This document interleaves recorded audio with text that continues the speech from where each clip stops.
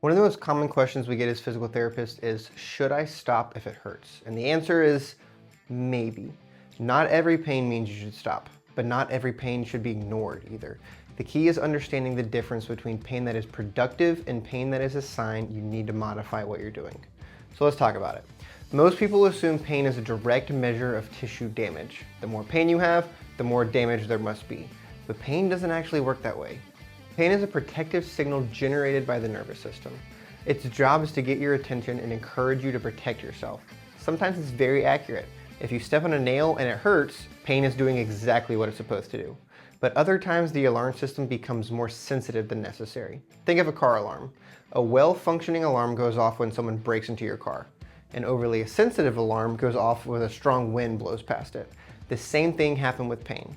Especially after an injury or during long-standing pain, the nervous system can become more protective and more sensitive to movement. This is one reason people can experience pain even when tissues are healing normally. When something hurts, the natural reaction is to avoid it. That makes sense. The problem is that if we avoid every painful movement forever, our world often gets smaller and smaller. We become less active, we become weaker, and we lose confidence. And eventually activities that used to be easy start to feel harder.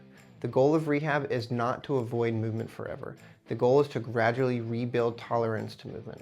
Research consistently supports exercise and physical activity as important treatments for many musculoskeletal and chronic pain conditions.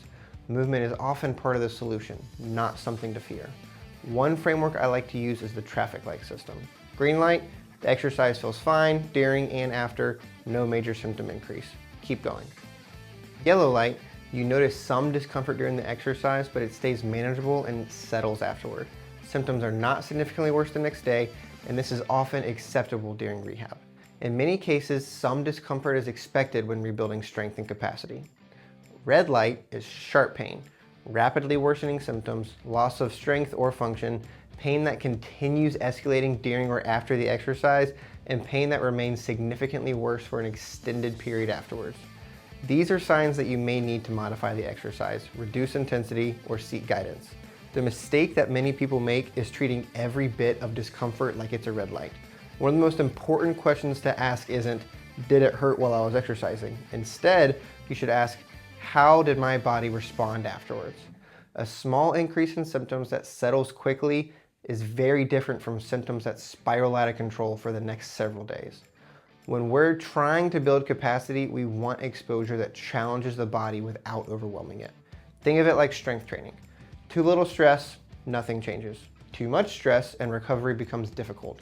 Rehab works the same way. And if an exercise is causing more pain than you'd like, that doesn't automatically mean you need to stop the exercise altogether. Most of the time, you can modify the movement or reduce the range of motion or adjust the load. I actually made an entire video showing how to modify painful exercises with the link right here. At Active Independent Rehab, we use a simple framework: recover, restore, reinforce. The goal is not to push through severe pain, but the goal is also not to avoid discomfort forever either. The goal is to find the right starting point, gradually build tolerance, and restore confidence in movement. Because for most people, the path back to doing what they love isn't avoiding movement, it's learning how to move again.